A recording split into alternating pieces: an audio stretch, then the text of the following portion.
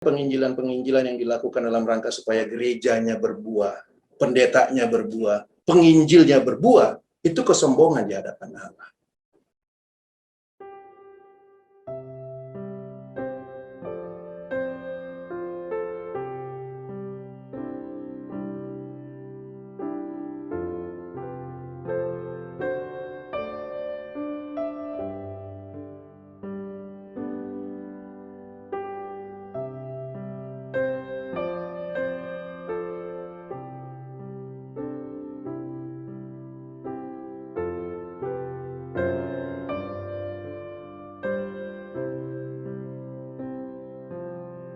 Selamat petang Bapak Ibu semua yang dikasihi Kristus. Kembali kita bertemu dalam fellowship kita di setiap hari Minggu.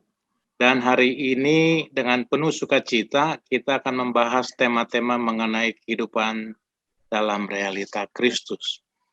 Adapun tema malam hari ini adalah perumpamaan tentang seorang penabur. Kita akan segera mulai fellowship kita petang ini. Saya persilakan Ibu Anya untuk menyampaikan pertanyaan pendahuluan atau pengantar sebagai pokok pikiran tema pada sore malam hari ini. Silakan Ibu Anya. Malam Bapak Ibu, hari ini kita mulai dengan perumpamaan tentang seorang penabur, yaitu dari Matius 13 ayat 1 sampai 23. Saya baca ayat ke-10 sampai 12, Matius 13 ayat 10 sampai 12. Perumpamaan yang diberikan Yesus kepada orang-orang yang hadir di situ ya. Maka datanglah murid-muridnya dan bertanya kepadanya, mengapa engkau berkata-kata kepada mereka dalam perumpamaan? Jawab Yesus, kepadamu diberi karunia untuk mengetahui rahasia kerajaan surga, tetapi kepada mereka tidak. Karena siapa yang mempunyai, kepadanya akan diberi, sehingga ia berkelimpahan. Tetapi siapa yang tidak mempunyai, apapun juga yang ada padanya, akan diambil daripadanya. Benih telah ditabur oleh sang penabur. Benih itu jatuh di beberapa tempat yang berbeda kualitasnya. Nah, secara khusus, saya minta nanti Pak Yahya yang memaparkan tentang kualitas tanah atau benih yang ditabur ke tanah yang berbeda-beda, tetapi yang khususnya ayat ke-12 tentang yang diberi dan yang diambil. Ya. Kemudian ayat ke-23 tidak saya baca, tetapi tentang benih yang ditabur di tanah yang baik. Orang yang mendengar firman dan mengerti, ia berbuah 100 kali, 60 kali, dan 30 kali lipat. Di sini mengenai arti berbuah, di mana orang-orang Kristen umumnya memahami arti berbuah adalah beroleh jiwa-jiwa baru 30, 60, 100. Tetapi kita tahu bahwa yang dimaksud berbuah bukan itu. Terima kasih Pak Yahya, saya serahkan kembali kepada Pak Jo. Baik Bu Anya, terima kasih untuk pemaparannya. Silakan Pak Yahya. Ya, terima kasih Bu Anya untuk concern-nya yang coba kita diskusikan pada hari ini mengenai penabur ini, yang menabur benih. Ada 3 penulis yang mencatat mengenai kisah penabur ini. Ya, kita tahu itu ada di Matius 13, lalu ada juga di Markus 4, dan juga kita bisa baca di dalam Lukas 8. Ada baiknya kalau kita mau melihat secara detail ketiga pasal itu coba diparalelkan, maka kita bisa melihat dengan baik bagaimana kisah yang disampaikan oleh Yesus dan dicatat oleh 3 penulis. Dan tentu saja kita sudah mendengar banyak sekali khotbah-khotbah mengenai kisah penabur ini, tetapi memang sebagaimana yang Bu Anya katakan, ada begitu banyak penyimpangan yang terjadi daripada maksud yang sebenarnya dari apa yang Yesus sampaikan melalui perumpamaan tentang seorang penabur. Kita tahu bahwa Yesus mengambil perumpamaan tentang penabur ini berbicara tentang kerajaan Allah sebenarnya. Yang dahulu sebenarnya itu dinantikan oleh begitu banyak orang Israel karena memang message-nya kepada mereka kerajaan Allah akan datang. Dan yang sampai sekarang masih banyak pula orang Kristen menantikan kerajaan Allah itu datang. Dan orang Kristen ini sekali lagi saya selalu katakan bahwa mereka mengerti firman Tuhan ini dengan sikap yang tidak jelas. Ya.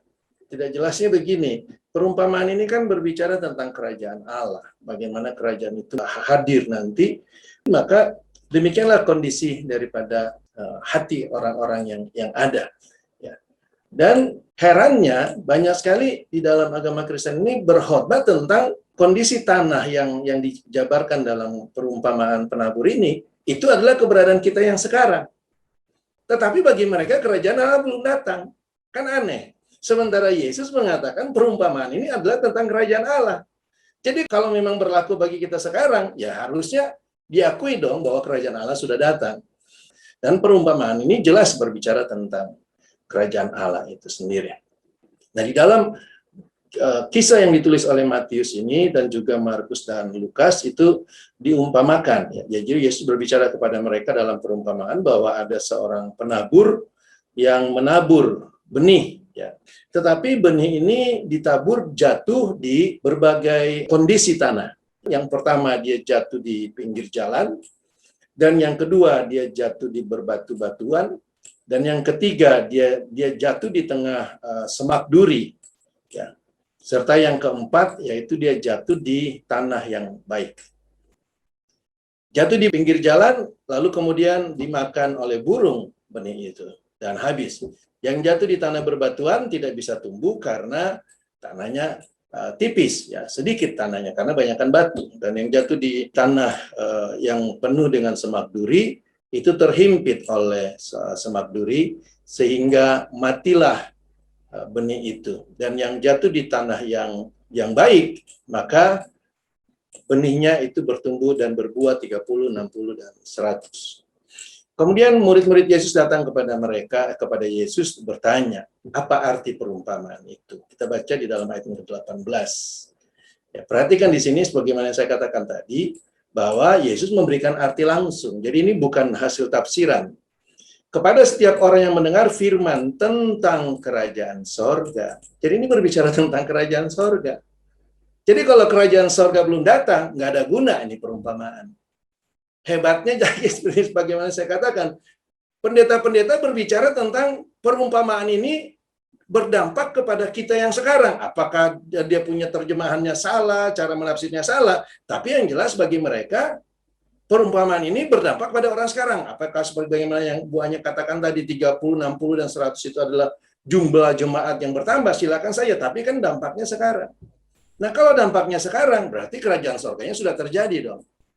Iya kan, jadi bagaimana mungkin pendeta yang sama mengatakan bahwa itu nanti kerajaan surga itu. Karena Yesus katakan sekali lagi, setiap orang yang mendengar firman tentang kerajaan surga, tetapi tidak mengerti, maka datanglah si jahat dan merampas. Jadi firman tentang kerajaan surga ini, ya kerajaan surga yang tentu saja sudah berlaku. Nah, kalau orang itu tidak mengerti, maka tidak ada arti firman tentang kerajaan sorga itu bagi dia. Lalu yang kedua, Yesus katakan bahwa yang jatuh di tanah berbatu adalah orang yang mendengar. Jadi bukan mereka tidak mendengar firman itu. Ya. Ini adalah orang-orang yang rajin, boleh katakan. Rajin beribadah, rajin mendengar khotbah, apakah di YouTube, apakah di radio, apakah di TV, apakah di gereja. Berkaitan erat dengan hal mendengar. Dan kalau kita lihat di dalam ayat yang ke-20 ini, mereka menerima dengan gembira, mereka bersuka cita, bersorak, puji Tuhan. Ya. Tetapi firman itu tidak mendapat tempat di dalam hatinya. Sehingga dia tidak berakar. Tanahnya sedikit, kebanyakan batu di dalamnya. Hati yang keras, kebanyakan sudah penuh dengan doktrin-doktrin agamawi, doktrin-doktrin dunia, penuh dengan pengajaran-pengajaran dunia ini. Ketika dia mendengar firman itu, dia senang. Wah, puji Tuhan, ini yang benar. Dia bersorak, dia bergembira. Tetapi firman tidak mendapat tempat. Ini yang saya katakan. Kenapa tidak mendapat tempat? Karena dipenuhi dengan doktrin-doktrin itu. Dipenuhi dengan batu-batu di dalam hatinya. Sehingga ketika datang penindasan atas firman itu, jadi ini penindasan atas firman. Ya. Ini bukan penindasan atas orangnya. Berbuat jahat lalu ditindas, lalu dikatakan, waduh Tuhan ini cobaan buat saya. Bukan itu. Tapi ini adalah penindasan, penganiayaan karena firman itu, maka orang itu pasti segera murtad. Nah, kata murtad di sini sekali lagi, bukan pindah agama. Murtad artinya dia mereject firman itu. Dia sepakat dengan penindasan dan penganiayaan. Ini tidak beda dengan firman yang jatuh di pinggir jalan. Jadi setiap orang yang menerima dan firman itu tidak bisa bertumbuh di dalam dirinya, apakah yang di pinggir jalan, apakah yang di tanah yang berbatuan, dan juga nanti kita bahas tentang di tengah semak berduri, itu adalah orang-orang yang mereject. Ya, yang mereject firman itu sendiri. Karena mereka tidak bisa menerima firman itu. Yang pertama, dia tentu saja dia tidak bisa menerima karena diambil oleh si jahat. Nah, dan yang kedua, dia tidak bisa menerima karena ada penindasan. Penindasannya ini bisa datang dari pihak musuh, bisa datang dari pihak gereja, bisa datang dari pihak mana saja. Ya, pihak teman kita atau orang serumah kita, itu yang kita sering bahas. Terhadap firman itu. Penindasan terhadap dari pihak teman-teman, ya, karena tidak sepaham, daripada takut dia dikucilkan, takut dianggap dia tidak masuk dalam grup mereka, maka orang ini segera murtad. Nah, ini kata murtad ini sekali lagi bukan pindah agama, tetapi dia mereject. Dia menolak firman itu. Dia lebih memilih penindasan itu tidak berlaku atas dia. Dia lebih memilih tidak terjadi penganiayaan atas dia. Ya, dia memilih dirinya lebih aman. Yang ditaburkan di tengah semak duri, orang yang mendengar firman itu juga. Jadi ini masalah pendengaran tidak masalah di sini. Mereka sama-sama baik mendengarnya. Lalu kekhawatiran dunia, tipu daya, kekayaan menghimpit firman itu. Kebutuhan-kebutuhan jasmani. Kebutuhan-kebutuhan yang membuat kita melihat hidupku ini bagaimana. Ketika diperhadapkan dengan firman itu, maka kita lebih memilih untuk menjaga hidup kita ini daripada membuat benih itu tumbuh. Dan tentu saja tanah yang keempat, kondisi tanah yang keempat itu dia adalah orang yang mendengar firman itu dan mengerti. Ya, karena itu dia berbuah. Lalu ada yang 100, ada yang 60, ada yang 30 kali lipat. Tentu saja di sini dengan jelas sekali Yesus sudah mengatakan bahwa ini bukan jumlah jemaat, bukan jumlah gereja yang bertumbuh 100 kali lipat, 30 kali lipat, 60 kali lipat. Karena ini kan jelas sekali Yesus katakan benih yang ditabur. Benih yang ditabur itu kan bukan gereja. Walaupun sebenarnya di dalam konteks-konteks keagamaan, ya mereka dalam rangka memberitakan gerejanya, ya, diambillah ayat-ayat ini lalu dipelintirlah oleh mereka untuk kepentingan mereka bahwa gereja harus bertumbuh 100 kali lipat, 60 kali lipat, 30 kali lipat. Karena itu kepentingan mereka sendiri. Jadi jangan jelas sekali kita bisa melihat bahwa keempat tanah ini berbicara tentang kondisi hati manusia. Kondisi hati manusia itu sudah jelas dia katakan dengan jelas. Dan perumpamaan ini berbicara tentang kerajaan sorga. Nah, kalau kita melihat kembali dari apa yang Yesus katakan tadi di atas ini, mereka bertanya kepada Yesus di dalam ayatnya yang ke-10, mengapa Yesus berkata-kata kepada mereka dalam perumpamaan? Sebenarnya itu bukan sesuatu yang aneh, ya, karena dengan jelas Yesus jabarkan di dalam ayat yang ke-11, ya, bahwa kepada mereka itu diberi karunia. Jadi kepada orang-orang yang sudah menjadi tubuh Kristus, tentu saja murid-murid ini kan adalah bagian daripada gambaran tubuh Kristus itu dalam satu kesatuan. Kepadamu diberi karunia untuk mengetahui rahasia kerajaan sorga. Zaman dahulu, ketika Yesus belum hadir dalam realita kerajaan sorga, maka kerajaan sorga itu menjadi rahasia. Makanya Yesus sering berbicara kepada mereka di masa itu dalam bentuk-bentuk perumpamaan. Kenapa dalam bentuk perumpamaan? Karena kerajaan sorga diberitakan sepanjang perjalanan, kalau kita baca kembali perjanjian lama, dari kitab Kejadian sampai ke Maleaki, bahkan sampai kepada keberadaan Yesus hadir pada saat itu, kerajaan sorga itu diberitakan. Termasuk kita tahu Yohanes Pembaptis itu berteriak bahwa kerajaan sorga sudah dekat. Yesus pun berteriak bahwa kerajaan sorga sudah dekat. Dengan kata lain, pada saat itu kerajaan sorga belum datang.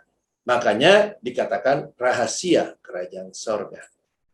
Tetapi kepada kita yang sekarang, kepada orang-orang yang sudah menjadi tubuh Kristus, karena kerajaan sorga itu sudah hadir, maka itu bukan lagi menjadi rahasia sebenarnya. Kalau kepada murid-murid diberitahukan rahasia kerajaan sorga itu, karena pada waktu itu kerajaan sorga belum datang, tetapi ada di dalam Kristus, maka kepada kita kerajaan sorga itu bukan menjadi rahasia lagi. Kerajaan sorga itu cuma tinggal dibukakan. Ya, dibukakan saja. Jadi kita tidak perlu sekolah teologi untuk mengetahui kerajaan sorga. Sekali lagi bukan karena sekolah teologi tidak penting. Tetapi kerajaan sorga tidak diajarkan di sekolah manapun dalam dunia ini. Kerajaan sorga itu diungkapkan karena kita tempat di mana Allah memerintah. Ya. Kita harus mengetahui hal itu. Dan itu sampai sekarang sudah dibukakan. Jadi seharusnya tidak lagi menjadi rahasia. Namun bagi mereka yang belum menyadari kerajaan sorga itu, semua itu menjadi rahasia. Tapi sekali lagi Yesus katakan kepada murid-murid itu, mereka diberi karunia untuk mengetahui rahasia kerajaan sorga. Namun kepada orang lain tidak. Gitu ya. Perhatikan di sini, sekali lagi saya katakan karunia. Kasih karunia itu tidak diberikan kepada semua orang. Nah, ini kembali lagi nih, ayatnya. Yesus dengan jelas katakan, kepadamu dikaruniakan untuk mengetahui rahasia kerajaan sorga. Kepada yang lain tidak. Tidak, kasih karunia itu nggak kerajaan sorga ini. Jadi kalau kerajaan sorga itu adalah kasih karunia, maka orang lain tidak diberikan itu. Bagi mereka, mereka tidak tahu. Bahkan rahasianya pun mereka tidak tahu. Ya, kerajaan sorganya mereka tidak tahu, rahasia di dalam kerajaan sorga itu pun mereka tidak tahu. Mereka tidak bisa melihatnya, sekalipun mereka mendengarnya. Itulah sebabnya dikatakan ayat yang ke-12 dan seterusnya jelas sekali. Siapa yang mempunyai, kepadanya akan diberi. Jadi siapa yang punya karunia itu, kasih karunia itu akan diberi, akan dibukakan, akan diungkapkan. Supaya apa? Supaya mereka menerima kasih karunia itu dalam kelimpahan. Tetapi siapa yang tidak mempunyai, jadi di sini ada dua kondisi. Ada yang punya dan ada yang tidak punya. Bukan semua punya kasih karunia itu. Ada yang punya dan ada yang tidak punya. Tetapi siapa yang tidak mempunyai, ya pasti akan diambil. Dia tidak akan memiliki sama sekali. Dia akan menyadari bahwa dia tidak memiliki hal tersebut. Itu yang maksudnya dengan akan diambil. Sebenarnya dia tidak punya. Dia hanya dibohongi oleh penginjil bahwa dia punya kasih karunia itu. Akan diambil, artinya dia akan sadar bahwa itu tidak punya. Kapan? Terserah apakah selama dia masih hidup dalam dunia ini, atau ketika dia mati, baru dia lihat neraka itu. Dengan jelas, misalnya kalau dia pikir itu baru nanti setelah mati baru dia neraka, maka dia akan menyadari bahwa tidak ada. Itulah sebabnya aku berkata-kata dalam perumpamaan kepada mereka. Penting sekali. Yesus dengan jelas sekali mengatakan bahwa kasih karunia itu bukan barang murahan yang diberikan pada semua orang. Makanya Yesus nggak umbar. 2000 tahun yang lalu Yesus nggak umbar semua orang dapat kasih karunia. Maka saya sekarang bukakan semua itu kepada kamu. Tidak ada yang diumbar seperti itu. Makanya Yesus katakan, makanya aku berkata dalam perumpamaan, supaya mereka tidak bisa melihatnya. Walaupun mereka punya mata, mereka tidak bisa melihat. Walaupun mereka bisa mendengar dengan telinga, mereka tidak bisa mendengar dan tidak bisa mengerti. Karena apa? Karena perumpamaan. Karena itu adalah benda yang kudus. Karena itu adalah kekudusan Allah sendiri, kasih karunia itu. Yang tidak diumbar. Tidak diberikan kepada babi.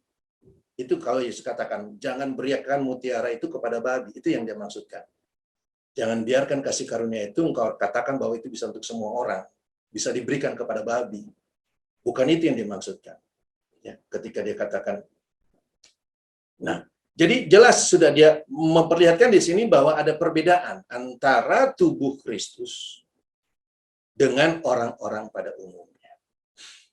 Bagi orang-orang yang di luar Kristus itu genaplah nubuatan Yesaya.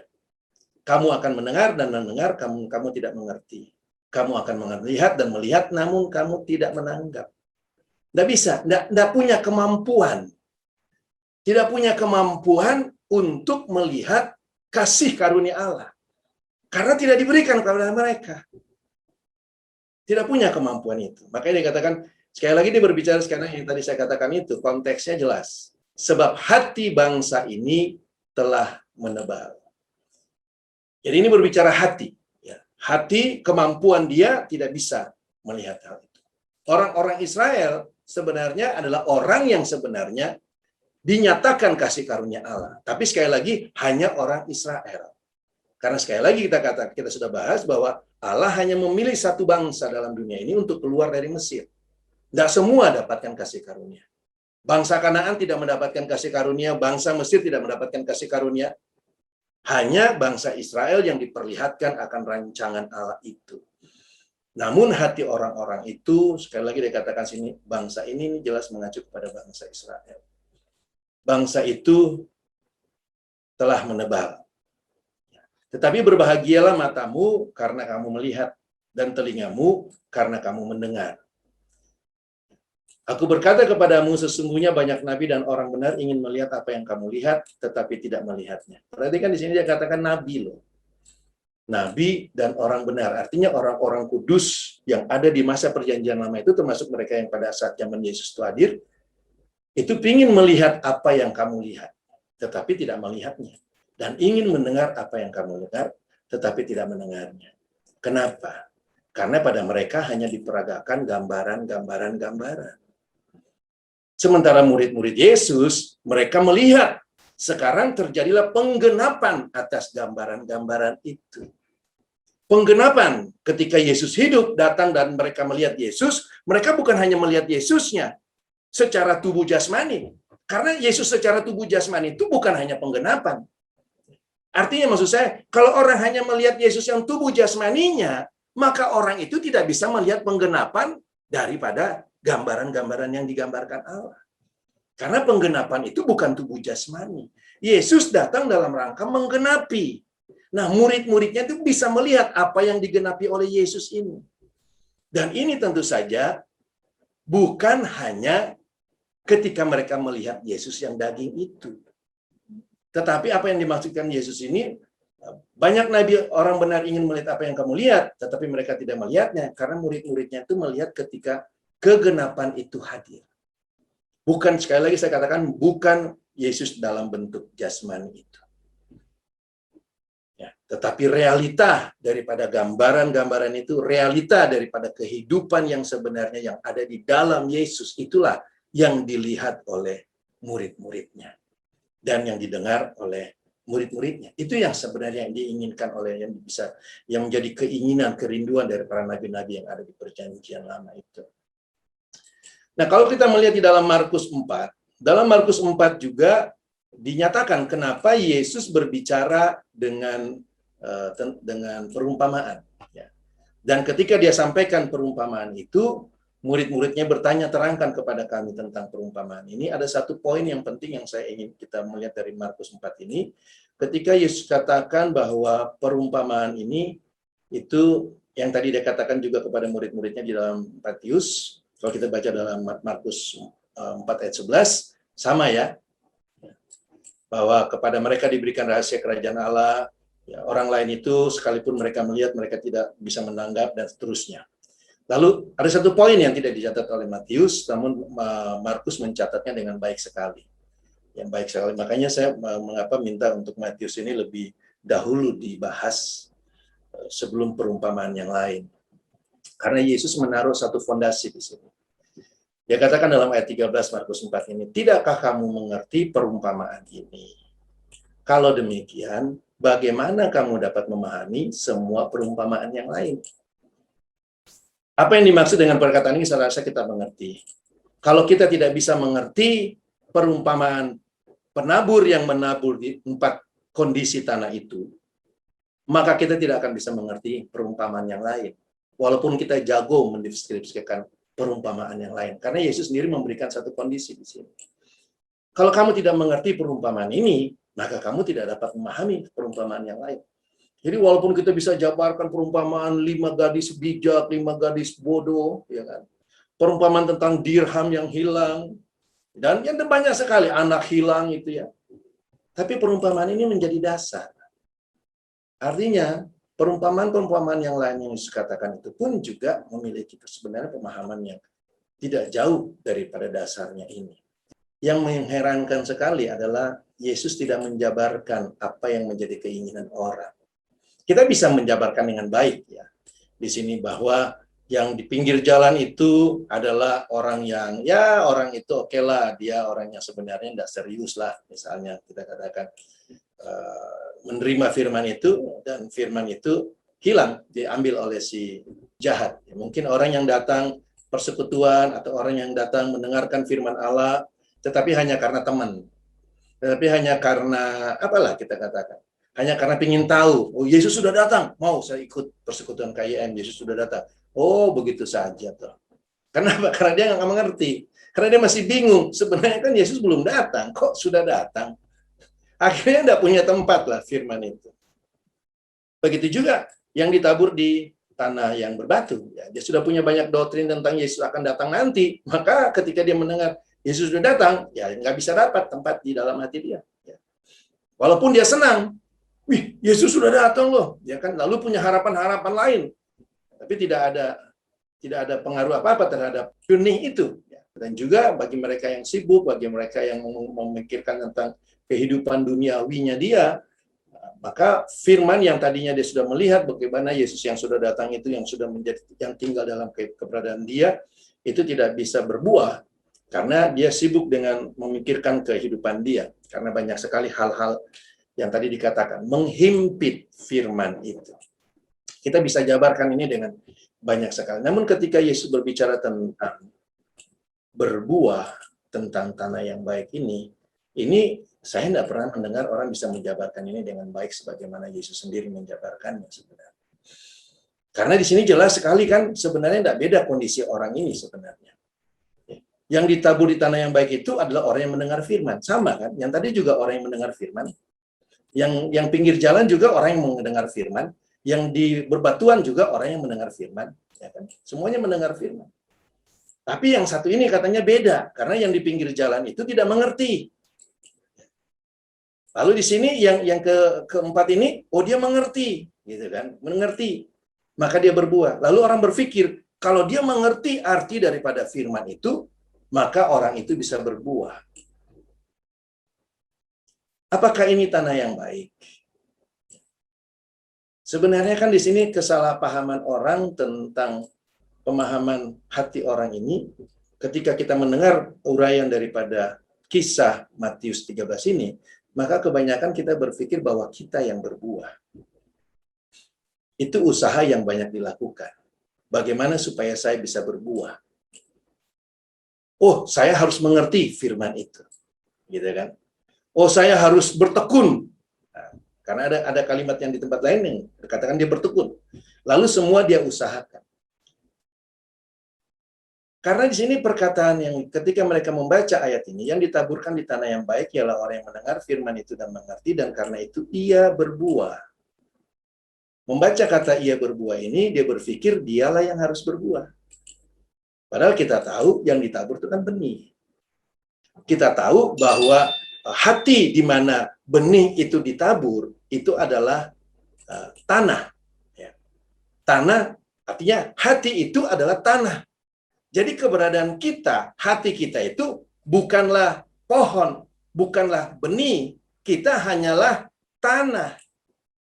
Bagaimana tanah itu bisa membuat benih itu berbuah? Itu seharusnya yang dimaksudkan dalam konteks perumpamaan ini. Sehingga saya katakan tadi, ini berbicara kondisi tanah. Bukan kemampuan tanah untuk berbuah, karena tanah tidak berbuah. Anda tanam ubi ke dalam tanah, walaupun dia ubi itu, singkong itu, walaupun dia masuk ke dalam tanah, tapi yang berbuah itu bukan tanahnya, itu benihnya singkong. Kan gitu kan? Jadi walaupun di dalam tanah, itu bukan tanah yang berbuah. Jadi di sini, jelas Yesus sebenarnya ingin berkata bahwa bukan tanah yang berbuah. Namun kebanyakan orang kan, ya tadi seperti buahnya katakan, 100 kali lipat, 60 kali lipat, 30 kali lipat. Kalau bukan gereja yang berkembang, maka dia berpikir saya yang harus berbuah. 100 kali lipat, 60 kali lipat. Melalui apa? Yaitu, mulailah orang menilai dirinya melalui penginjilan. Kalau jemaat berkobar, wah ini dia buah yang kuserahkan pada Tuhan. Hasil daripada jerih payahku. Jadi orang selalu mengaitkan kisah penabur ini dengan keunggulan dirinya. Kalau kita baca ini dengan jelas, kita bisa melihat kondisi tanah yang mengaruhi. Bagaimana kita bisa membuat benih itu yang berbuah. Bagaimana itu? Itu yang harus kita cari tahu. Jadi bukan hanya soal, wah saya kalau begitu saya nggak boleh menjadi kayak seperti di sini misalnya di dalam ayat yang ke-22 dikatakan, yang ditaburkan di tengah semak duri adalah orang yang mendengar firman itu, lalu kekhawatiran dunia dan tipu daya kekayaan menghimpit firman itu dan sehingga ia tidak berbuah. Oh, saya nggak boleh dong berpikir supaya saya menjadi kaya. Yesus nggak katakan tentang tidak boleh berpikir menjadi kaya di sini. Yesus katakan tentang tipu daya kekayaan. Karena kekayaan itu kan cuma benda. Tetapi kekayaan itu bisa dipakai untuk menipu kita, untuk memperdaya kita. Sehingga firman yang tadi ditabur itu tidak bisa berbuah. Kenapa dia tidak bisa berbuah? Karena kondisi tanah yang membuat benih itu tidak berbuah. Sekali lagi itu yang menjadi masalah. Benihnya sendiri itu benih yang unggul. Karena penabur ini tidak berpikir tentang benih ini bagus apa enggak. Tidak dia perlu lihat-lihat lagi. Yesus sendiri katakan kalau kita baca tentang akulah pokok anggur yang benar, itu berbicara tentang pokok anggur yang unggul. Jadi benihnya yang firman itu unggul. Anda dan saya tidak perlu memikirkan apakah firman ini bisa bertumbuh dan berbuah. Di sini yang menjadi masalah adalah tanahnya, adalah hati saya. Hati saya yang menjadi masalah. Apakah penuh dengan batu-batu, doktrin-doktrin agamawi itu, ataukah kekhawatiran akan kekayaan, sehingga firman yang ditabur itu, sehingga Christ in you itu tidak bisa termanifestasikan. Ini menjadi permasalahannya. Karena berbuah itu cuma masalah manifestasi. Berbuah itu bukan Kristus menjadi banyak dalam saya. Berbuah itu manifestasi, karena bagaimana kita bisa melihat pohon itu pohon mangga atau pohon duren dari buahnya. Buah hanyalah menunjukkan identitas daripada benih daripada pohon itu. Jadi tanah di sini. Kita melihat bahwa ini jelas sekali ya, bahwa ini sekali lagi saya katakan tadi, itu berbicara tentang kondisi tanah. Kondisi tanah yang bagaimana yang bisa membuat benih itu bisa bertumbuh. Nah, ini tentu saja yang harusnya menjadi pertanyaan kita. Yang tadi sudah jelas dikatakan bahwa tidak boleh berbatu-batuan. Itu jelas. Ya, kondisi tanah yang berbatu-batuan itu tidak bisa membuat benih bertumbuh. Kondisi tanah yang dihimpit oleh kekayaan dan sebagainya itu tidak bisa juga membuat benih bertumbuh. Kalau kita baca di dalam Yohanes 12 ayatnya yang ke-23. Ini ketika Yesus akan mati. Ini dia katakan dengan jelas. Tetapi Yesus menjawab mereka, katanya, telah tiba saatnya Anak Manusia dimuliakan. Aku berkata kepadamu, sesungguhnya, jikalau biji gandum itu tidak jatuh yang pertama ke dalam tanah, yang tadi kita sudah bahas tanahnya, penabur itu menabur benih, benih itu yang harus jatuh ke dalam tanah. Jadi ke dalam ya, bukan di atas tanah. Pertama dia harus ke dalam tanah dan mati. Maka dia tetap satu biji saja. Artinya dia tidak akan berbuah. Tetapi jika ia mati, maka ia akan menghasilkan banyak buah. Ini sebenarnya kan tujuan daripada penabur. Penabur menabur benih Yesus itu, firman itu, supaya firman itu bisa jatuh ke dalam tanah dan mati. Dan Yesus berbicara ini tentang, tentu saja dia berbicara tentang kematiannya. Maka diteruskan dengan perkataan berikutnya. Barang siapa mencintai nyawanya, ia akan kehilangan nyawanya. Barang siapa tidak mencintai nyawanya, di dunia ini ia akan memeliharanya untuk hidup yang kekal. Nah, kembali ke sini, Yesus katakan bagaimana benih itu bisa berbuah, menghasilkan buah. Dia harus jatuh ke tanah. Jadi di sini ada masalah apa? Masalah daripada tanah itu. Dan benih itu harus mati. Artinya, sang tanah ini harus bisa memfasilitasi kematian benih itu. Makanya kan kalau di dalam gereja-gereja, di dalam agama-agama itu kan dibahas bagaimana kita bisa membuat kita bisa berbuah. Ya, rajin berdoa, rajin baca Alkitab, rajin melayani, ya, puasa. Itu kan tujuannya supaya kita banyak berbuah. Tapi Yesus cuma katakan satu hal, kalau benih itu jatuh ke tanah, dan dia tidak ke dalam tanah, kalau tanahnya sendiri tidak memfasilitasi benih itu tinggal di dalam dia, dan memfasilitasi benih itu menerima kematian daripada benih itu, maka benih itu tidak bisa tumbuh. Ini masalah tanah, bukan masalah benih. Dan kita sudah bahas banyak tentang kematian benih itu kan. Bagaimana kita ikut menerima kematian itu. Ikut di dalam kematian itu. Kondisi benih itu yang kita harus tahu. Kondisi yang mana? Kondisi kematian benih itu. Hati kita, kondisi hati kita harus menyesuaikan diri dengan kematian benih itu. Karena benihnya sekarang yang penting. Karena yang akan berbuah itu benihnya, pohonnya, benih itu yang akan berbuah. Tapi untuk benih itu bisa berbuah, maka itu sangat-sangat dipengaruhi oleh kondisi tanah yang menyesuaikan diri dengan kematian benih itu. Sebenarnya Yesus singgung banyak tentang sebelumnya. Dia bilang jangan biarkan jatuh di pinggir jalan. Sebenarnya itu yang mau. Kalau kita mau lihat banyak kita bisa ungkapkan, tapi bukan bentuk-bentuk perbuatan kita ya. Kematian Yesus itu bisa terjadi, bisa berbuah kalau tidak jatuh di pinggir jalan. Kalau tidak jatuh di atas tanah yang berbatu-batu, artinya tanahmu kamu pikirkan, jangan sampai tanahmu itu berbatu-batu. Kamu pikirkan, jangan sampai tanahmu itu tumbuh semak duri. Itu yang kita harus pikirkan. Itu yang harus kita bertahan, itu yang kita harus bertekun. Supaya apa? Supaya benih itu bisa berbuah. Ini konsepnya. Bukan supaya saya tahu banyak teologi ya. Walaupun banyak rahasia-rahasia yang saya melihat Tuhan bukakan pada kita. Tapi sekali lagi, apa gunanya kita tahu rahasia, tetapi benih itu tidak tumbuh? Ini yang menjadi problem bagi kita, bukan bagi orang lain. Orang lain silakan, karena mereka tidak akan dibukakan rahasia itu. Sekalipun mereka mendengar, sekalipun mereka belajar, sekalipun mereka bertekun dalam mereka punya pengajaran-pengajaran, mereka nggak akan dibukakan. Karena ini rahasia kerajaan sorga. Sama seperti benih ini. Ribuan tahun kita nggak dengar hal ini dalam gereja. Ribuan tahun kita hanya mendengar bagaimana kita memperkuat diri kita. Bisa bertumbuh 30, 60, 100 kali lipat. Sementara Allah berbicara tetap sejak dari Kejadian sampai ke Matius, Markus, Lukas, Yahya. Dia hanya berbicara tentang satu benih, Kristus. Bagaimana benih itu bertumbuh, bagaimana. Dan herannya ribuan tahun orang nggak mengerti itu. Itu mengherankan, saudara.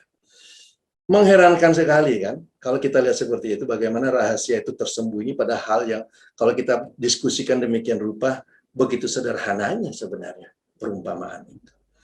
Tetapi sekali lagi kita bisa melihat di situ masalah hati. Kalau hati kita sebagai tanah itu tidak memfasilitasi kematian benih itu, karena ada satu konsep dikatakan, benih itu harus jatuh ke dalam dan mati. Kita harus menerima kematian itu. Bukan kita malah memfasilitasi supaya benih itu lenyap, ya, bukan bertumbuh. Bukan itu yang kita fasilitasi. Bagaimana kita melenyapkan benih itu? Yaitu dengan membuat hati kita penuh dengan batu-batu, membuat hati kita biarkan semak duri. Kita biarkan kita sibuk dengan kita punya urusan tentang hidup kita, makanan kita, minuman kita. Itu Yesus katakan dalam sisi yang lain kan, cari dahulu kerajaan Allah. Nah, bagaimana Anda dan saya bisa menemukan kerajaan Allah? Yang tadi dikatakan, ini rahasia kerajaan Allah. Bagaimana kita bisa menemukan rahasia kerajaan Allah itu? Bukan memikirkan apa yang akan kumakan, apa yang kuminum. Karena semua itu akan ditambahkan, itu yang dikatakan Yesus kan. Tetapi cari dahulu kerajaan Allah. Rahasia-rahasia itu diungkapkan. Tetapi rahasia-rahasia itu tidak bisa engkau dan saya mengerti kalau kita tidak memfasilitasi benih itu. Jadi benihnya yang kita harus fasilitasi supaya apa? Supaya tadi dia tinggal dalam, mengakar, lalu kemudian dia akan hadir. Dan kehadiran benih itu sudah pasti terjadi. Kehadiran benih itu datang dari si sang penabur. Sudah pasti terjadi. Sekali lagi kondisi tanah. Nah, kondisi tanah inilah yang akan membuat benih ini berbuah. Berapa buahnya? 30 kali lipat, 60 kali lipat, 100 kali lipat. Kondisi tanah. Jadi semakin kondisi tanahnya jauh lebih baik, semakin lebih baik, maka begitulah yang akan dihasilkan oleh benih itu. Sementara benihnya tidak ada masalah, sekali lagi. Benihnya tidak ada masalah. Ini menjadi pergumulan kita tuh bukan, jangan pikirkan buahnya. Kadang-kadang kan kita pikirkan bagaimana buahnya berapa nih. Ya saya udah penginjilan berapa kali, kok baru 2 orang yang bertobat. Saya udah berdoa kiri kanan, yang saya doakan malah mati. Kita berpikir bagaimana kita yang berbuah. Padahal sekali lagi yang dicari buah itu oleh si penabur itu dari pohon yang dia tabur, bukan dari tanah. Kalau kita tidak pernah melihat diri kita sebagai tanah, maka sebenarnya kita memiliki kesombongan di hadapan Allah. Dengan kata lain, penginjilan-penginjilan yang dilakukan dalam rangka supaya gerejanya berbuah, pendetanya berbuah, penginjilnya berbuah, itu kesombongan di hadapan Allah yang sedang diperagakan. Kalau kita melihat bahwa yang dinantikan oleh penabur adalah buah dari pohon itu. Dan sekali lagi saya ulangi sedikit, kita bisa membuat pohon itu berbuah. Anda tidak perlu ragu dengan pohon itu kalau kita tidak memikirkan diri kita sendiri. Itulah sebabnya Yesus kaitkan pasal Yohanes 12 ini, ayat ke-24 dengan ke-25. Barang siapa, dia sekarang mengacu kepada person, kepada orang. Yang tadinya dia katakan benih itu harus jatuh dan mati, sekarang dia perlihatkan kepada kita kondisi yang menerima benih itu, tanah itu. Barang siapa mencintai nyawanya, ini dia. Kalau dia tetap ingin hidupku bagi Allah, maka dia akan kehilangan nyawa. Karena dia tidak mati. Ya kan, sederhana kan? Tetapi barang siapa tidak mencintai nyawanya, ia akan memeliharanya untuk hidup yang kekal. Jadi dia harus mati. Makanya tidak mencintai nyawanya di dunia ini. Dia harus mati. Manusia duniawinya, manusia adamiknya itu harus ikut mati. Karena demikianlah benih itu bisa difasilitasi melalui kematian kita bersama-sama dengan Kristus. Ini dia sebenarnya. Oke, kita diskusikan lebih lanjut lagi Pak Jo dalam diskusi selanjutnya. Baik, terima kasih Pak JK. Silakan Ibu Anya jika ada hal-hal yang masih mau dielaborate lagi. Ya, terima kasih Pak Jo. Pak Yahya, kita sudah dapatkan bulat ya pasal itu tadi. Saya dengarkan tentang Kristus, benih unggul itu yang sudah memberikan dirinya ke dalam orang percaya. Tinggal bagaimana tanah bekerja sama menjadi tanah yang gembur, bukan yang tadi yang di menjadi semak duri atau berbatuan. Kemudian angka 160-30. Mungkin kita tidak harus memikirkannya, tetapi ketika tadi Pak Yahya katakan memanifestasikan, apakah itu kadar penerimaan masing-masing orang kan ada yang berbeda, masih awal, masih menuju pendewasaan atau pertumbuhan. Satu, kita tadi Pak Yahya katakan nggak ada usaha kita untuk mengembangkan kerajaan Allah secara fisik atau mengembangkan Kristus dalam penginjilan dan lain-lain, tetapi di dalam batinnya, di dalam kehidupan kita, itu semua dikerjakan dari benih unggul ini. Nah, itu tadi Pak yang saya katakan 5 detik, apakah itu manifestasi maksudnya yang buah yang 160-30 atau ada bukan leveling ya, bukan juga grade atau apa, tapi masing-masing sesuai kemampuannya. Ya. Itu Pak. Ya, benar. Kan talenta kan begitu kan? Nah. Talenta kan ada 1, 2, dan 5 kan? Sama kan? Okay. Talenta itu diberikan sesuai dengan kemampuan masing-masing. Dan tadi Bu Anya sudah katakan bagus bahwa tergantung daripada benihnya kan, dia mau berbuahnya berapa. Dan benih bisa berbuah, satu hal yang kita lihat bahwa itu difasilitasi oleh tanah. Benih juga tidak bisa berbuah juga kalau tidak ada tanah yang baik. Kan tadi kan bagus dikatakan itu. Tanah yang baik, barulah bisa ada 30, 60, 100. Jadi kalau saya melihat betapa luar biasanya Tuhan. Disinilah keterlibatan kita. Keterlibatan kita dalam pekerjaan Allah. Jadi disinilah peranan kita. Jadi bukan manusia tidak punya peranan, manusia punya peranan sebagai tanah, tapi ya, bukan sebagai ahli. Kan kebanyakan kan orang bilang dia ahli penginjilan lah, ahli penambahan pertumbuhan gereja lah. Kan istilah-istilah itu banyak sekali dimunculkan. Hanya untuk memperlihatkan bagaimana dia ahlinya. Padahal kalau kita lihat di sini, tanah tidak perlu berpikir 30, 60, 100. Ya. Tanah cuma berpikir, apa nih yang saya bisa fasilitasi supaya benih ini bisa berbuah. Dan jawabannya sederhana, memfasilitasi kematiannya. Dan tadi Yesus sudah katakan, barang siapa mencintai nyawanya, dia akan kehilangan. Jadi dia tidak akan mendapatkan kehidupan, karena sebenarnya kehidupan itu benih itu. Masalah benih, masalah kehidupan ya Pak, masalah hidup. Iya. Jadi usaha bukan gitu, apa kita punya kemampuan. Nggak ada guna kalau nggak hidup. Apa gunanya mumi begitu? Apa manfaatnya mayat? Nggak ada gunanya. Kalau kehidupan itu tidak berbuah, sekali lagi bukan kehidupan saya ya, Kristus ya. Kalau tidak termanifestasi dalam diri kita, apa gunanya pengetahuan saya? Apa gunanya semua rahasia yang diungkapkan itu? Nggak ada gunanya. Karena sebenarnya tujuannya rahasia itu diungkapkan supaya si tanah itu lebih mengetahui, oh saya harus lebih lagi. Oh, yang ini yang harus berbuah, yang ini yang Kristus, yang ini harus terlihat. Maka si tanah akan lebih bagaimana supaya ini terlihat, bagaimana supaya ini terlihat. Itu si tanah akan lebih memfasilitasinya, gitu loh. Semakin Kristus dibukakan, semakin kita mampu memfasilitasi itu. Kalau saya melihat itu, rahasia-rahasia yang dibukakan kepada kita itu memperlihatkan bahwa kita mampu untuk hidup sesuai dengan rahasia yang dibukakan itu.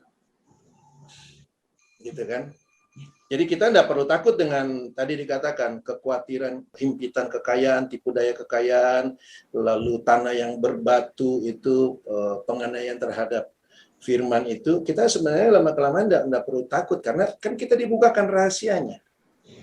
Kita dibukakan rahasianya. Ya. Okay. Terima kasih Pak Yahya.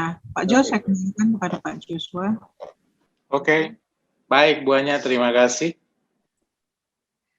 Ya, tadi ada poin di mana Pak JK jelaskan bahwa dari semua perumpamaan yang disampaikan atau dicatat dalam Alkitab, perumpamaan ini adalah perumpamaan yang penting, yang harus dipahami terlebih dahulu sebelum memahami perumpamaan-perumpamaan yang lain.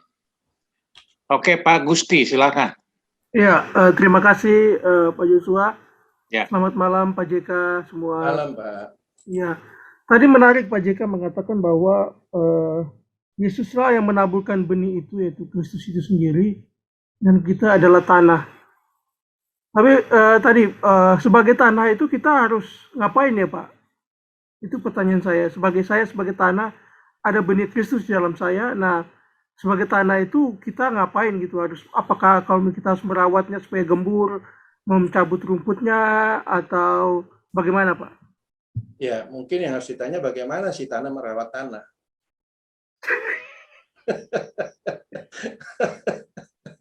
Kan sebenarnya kan itu yang diusahakan oleh agama, bagaimana kita mempercantik diri kita di hadapan Tuhan kan. Si tanah ini hanya menerima benih, gitu kan tadi dikatakan. Iya. Lalu dia harus memfasilitasi bagaimana benih itu, artinya dia begini loh, yang jelas si tanah ini harus tahu dulu dong, Christ in you, Pak. Iya. Benih ada di dalam dia. Jadi bukan karena dia dengar firman, lalu saya ada Kristus dalam saya. Bukan cuma mendengar, tetapi dia harus tahu bahwa ada benih di dalam saya nih, dan benih ini punya tujuan. Dia harus tahu tujuannya apa nih, Kristus dalam saya ini apa. Dia sudah tahu Kristus dalam saya, lalu tujuannya apa? Tujuannya kan supaya termanifestasi, the hope of glory, gitu kan? Bagaimana ada pengharapan dengan benih itu. Nah, tanah ini kalau sudah melihat hal itu, katakanlah di awal-awal ketika dia baru ditabur, maka ketika dia menyadari bahwa benih ini mati, maka tanah ini harus mengizinkan tanda kutipnya kematian daripada benih itu bekerja di dalam dirinya, di dalam tanah itu. Jadi nanti si benih ini yang akan tanda kutipnya bekerja di dalam dia, Pak. Bekerja di dalam dia. Ya. Lalu si tanah ini harus mengizinkan si benih ini yang bekerja. Bukan justru dia menghambat benih yang bekerja ini dengan menghadirkan yang tadi saya katakan tadi, membiarkan semak-semak duri tumbuh, membiarkan batu-batu hadir. Itu sebenarnya yang perlu dikerjakan oleh si tanah ini. Cukup dia menerima Kristus dan Kristus yang bekerja dalam dia memperlihatkan kematiannya. Ini yang kita suka katakan bahwa kita mati bersama dengan Kristus. Kan yang mati disalib kan Yesus kan, Pak? Betul. Bukan Yahya kan? Bukan Pak Agus kan? Agustinus bukan kan? Tetapi kan kita harus mati bersama dengan Yesus. Disalib kan, tanda kutipnya kan? Betul. Makanya Paulus katakan kan hidupku bukan aku lagi, tapi Kristus. Jadi Paulus menerima kematian Kristus itu, dia membiarkan kematian Kristus itu bekerja dalam diri dia, dia menyingkirkan semua manusia lama dia, Taurat-Tauratnya dia, doktrin-doktrinnya dia, kehidupan di dalam yang bukan Kristus, semua ditanggalkan oleh dia. Itu bagian daripada tanah. Hanya menerima kematian daripada benih ini. Nanti benih ini yang bekerja, Pak. Lalu siapa yang menggemburkan? Lalu siapa yang membuat tanah itu, tanda kutipnya, kalau dia seperti itu bagus? Ya pasti si penaburnya lah, Pak. Si pemilik kebun itulah. Tapi kan kalau di sini kita bisa melihat bagaimana tanah itu mempunyai suatu arti di dalam pertumbuhan daripada benih itu. Dan nanti bahkan Tuhan ambil lagi perumpamaan yang lain seperti pokok anggur ini, itu dia berbicara tentang dahan. Jadi di sini keterlibatan si pribadi-pribadi kita ini semua terlibat, Pak. Dalam tanah itu kita terlibat dengan benih.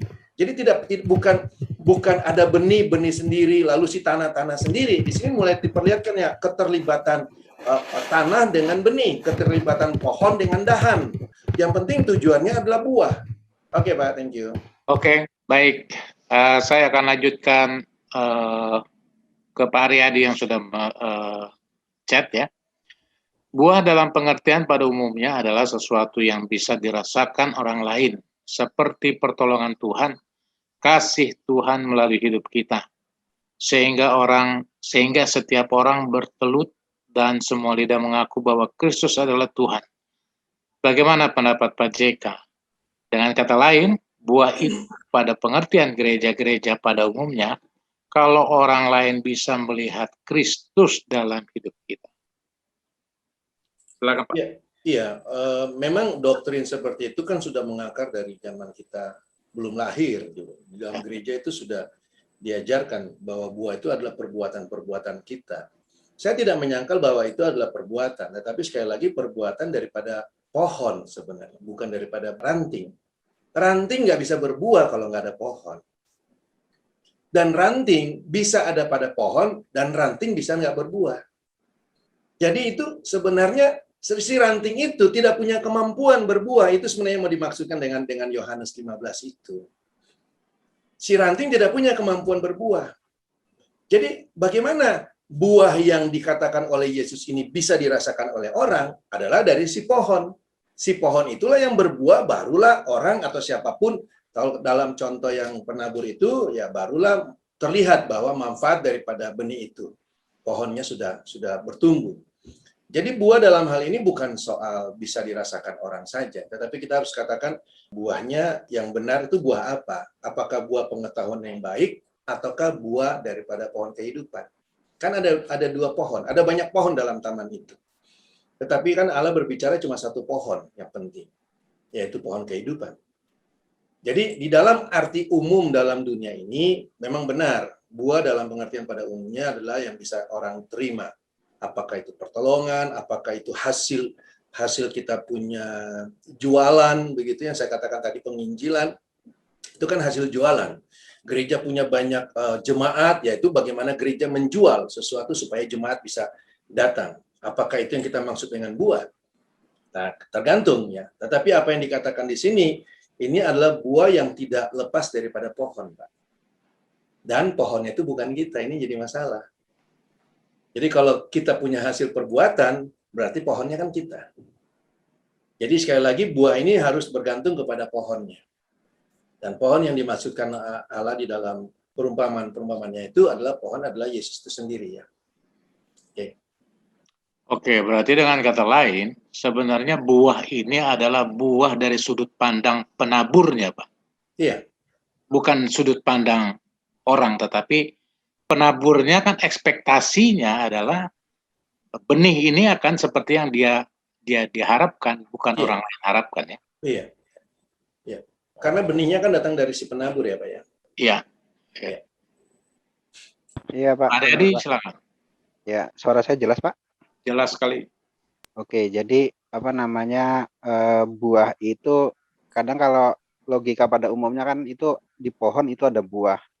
Buah itu dipetik rasanya manis oleh orang lain. Nah, cuman tadi yang Pak Jo bilang bahwa buah itu dari sudut pandang penabur. Artinya belum tentu buah yang dihasilkan oleh Kristus di dalam hidup kita itu manis buat orang lain. Kan seperti itu ya Pak ya?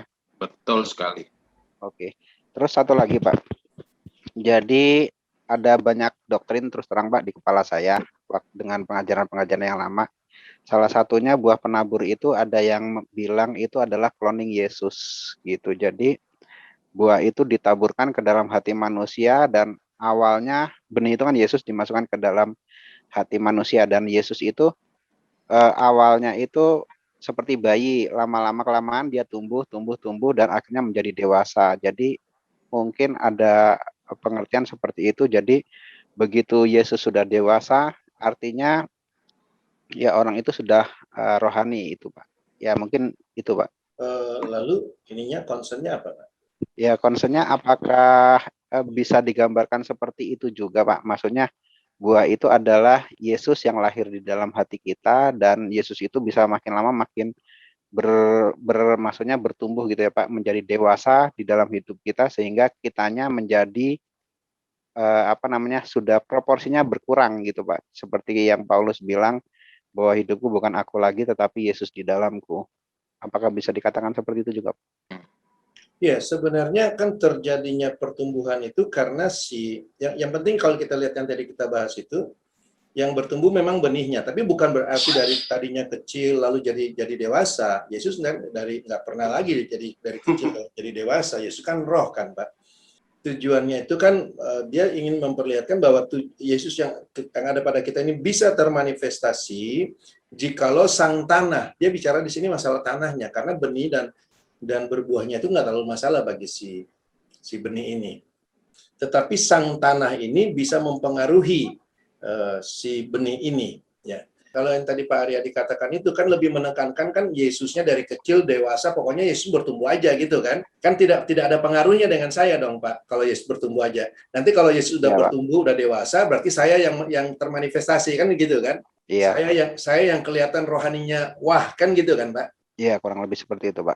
Ya, kan tidak dipikirkan sebenarnya bagaimana tanda kutipnya si benih yang dari benih ini bisa menjadi berbuah. Itu kan tidak dipikirkan. Dengan yang tadi Pak Arya dikatakan itu, dia tidak terlalu memikirkan. Justru di sini Yesus kasih tahu kuncinya bagaimana supaya benih ini bisa bertumbuh dan berbuah, itu sangat-sangat tergantung daripada sang tanah, memfasilitasinya. Gitu, Pak. Oke, jadi kuncinya kalau dijelaskan Pak JK itu tadi memfasilitasi kematian gitu ya Pak. Kalau kita mencintai mencintai hidup kita, nyawa kita, maka ya kita akan kehilangan. Iya, kita akan kehilangan. Kita tidak akan melihat kehidupan karena tidak ada benih itu tidak berbuah. Karena buah itu kan berbicara manifestasi daripada hidup. Hidup itu kan Kristus kan Pak. Iya Pak. Oke Pak. Thank you Pak. Jelas Pak. Iya. Oke, silakan Pak. Ini Pak JK, ini tadi kan Pak Aryadi mengutip Matius 13. Kalau kita baca pelan-pelan Matius 13, yang ditaburkan di tanah yang baik ialah orang yang mendengar firman itu dan mengerti. Dan karena itu ya berbuah dan seterusnya. Kalau menurut saya ini adalah kasih karunia yang seperti Pak JK tadi bilang, bahwa kebenaran itu dibukakan terus-menerus kepada kita buat orang yang sudah sebagai tanah yang baik. Jadi bagaimana orang itu bertumbuh dalam kasih karunia ini kan untuk ukurannya Kristus. Jadi kalau menurut saya itu nggak lari dari situ. Jadi itu soal kebenaran, gitu. Seperti itu Pak JK. Iya. Soal kebenaran kan artinya orang bisa mendengar, orang bisa mengerti, orang sudah oke begitu ya. Tapi kalau dia tidak memfasilitasi si siapa benihnya bertumbuh, maka itu kan benihnya nggak akan bertumbuh. Betul, jadi stop. Jadi hidup dalam persekutuan, hidup dalam kita ada dalam fellowship ini salah satu sarana untuk bagaimana menumbuhkan benih itu menjadi berbuah. Gitu Pak ya?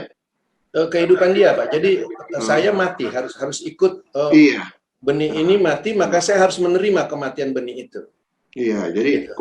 kuncinya kematian gitu. Iya, iya. Nah, terus ada pertanyaan kedua Pak, ini mengenai benih yang ditaburkan di tanah yang berbatu dan ditaburkan di semak berduri.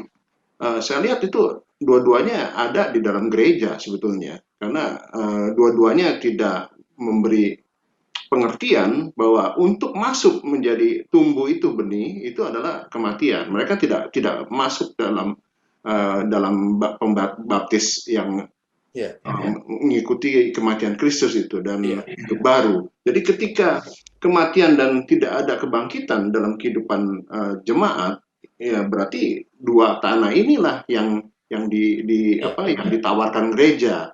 Karena dua-duanya saya lihat cocok dengan gereja gitu. Gereja itu kan hanya memberi kegembiraan, kemudian tidak tahan terhadap penindasan dan penganiayaan, kemudian yang di Semak Duri juga kekhawatiran dunia. Mereka bukan mengajarkan bagaimana hidup dalam kekhawatiran dunia, tapi mereka menawarkan jalan keluar menghadapi kekhawatiran dunia itu dengan kekayaan, dengan berkat yang seperti itu. Kira-kira gitu Pak JK ya? Iya. Dan ini sebenarnya kan dulu juga Yesus kan berbicara berhadapan dengan orang-orang agamawi kan Pak.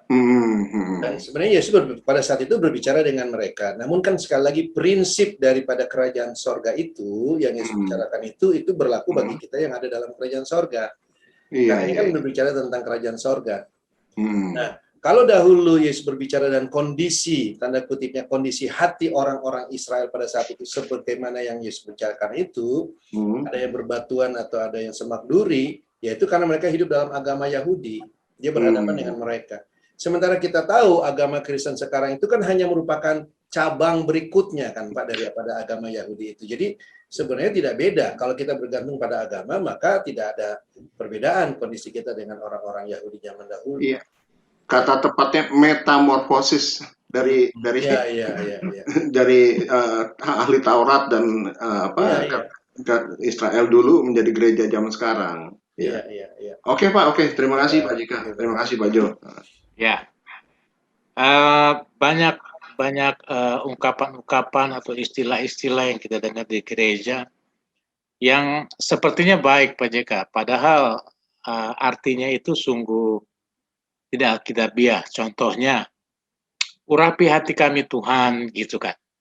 Urapi hati pikiran kami supaya begini begitu. Iya. Jadi menurut saya, ketika orang mengatakan atau berdoa, urapi hati saya, berarti memang apa ya? Dia menolak atau dia tidak bisa melihat atau dia tidak percaya bahwa Kristus ada dalam kehidupannya. Karena kalau Kristus ada dalam hatinya, tentulah segala aspek kehidupannya juga terurapi oleh Kristus yang ada dalam kehidupannya. Tetapi ketika dia minta Tuhan urapi hatinya, itu berarti ya sama aja kayak diharapkan Yesus datang juga gitu. Yeah. Apakah ungkapan-ungkapan seperti itu alkitabiah, Pak Jek? Iya, ungkapan itu kan datang dari pemahaman, Pak. Ya. Tentu saja seiring dengan pemahaman kita akan Kristus, ungkapan-ungkapan yang kita juga dulu hidup di dalam agama itu akan hilang, gitu, Pak. Yang jelas kalau agama, kalau nggak ada Kristus sudah pasti bukan Kristus, walaupun tanda kutipnya ungkapannya benar. Jadi yang apalagi kalau nggak benar kan gitu kan lebih parah lagi gitu kan. Jadi walaupun ungkapan benar, tapi kalau bukan Kristus ya pasti bukan Kristus gitu. Jadi memang sekali lagi harus dilihat sumbernya. Dan saya rasa bukan hanya jemaatnya yang begitu kan. Pengurapan dalam gereja kan masih banyak juga dilakukan. Iya. Ya kan waktu ada pelantikan pendeta misalnya. Itu diurapi itu. Iya, mereka diurapi untuk pelayanan. Ada pelantikan tim misi. Nah, itu mereka diurapi. Jadi tergantung gereja-gereja juga, masing-masing gereja sesuai dengan pemahaman mereka. Nah, apakah itu Kristus? Tentu saja tidak, gitu loh.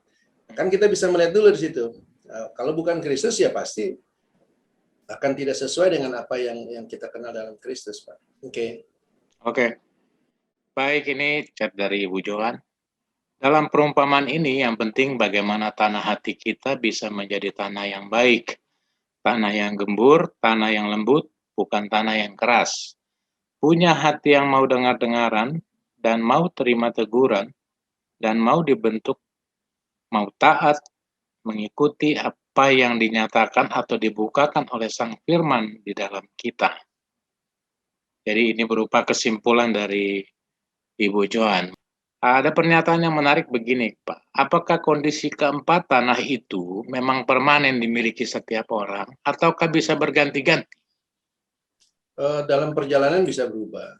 Bisa berubah, Pak. Ya, dalam perjalanan ya. Ya.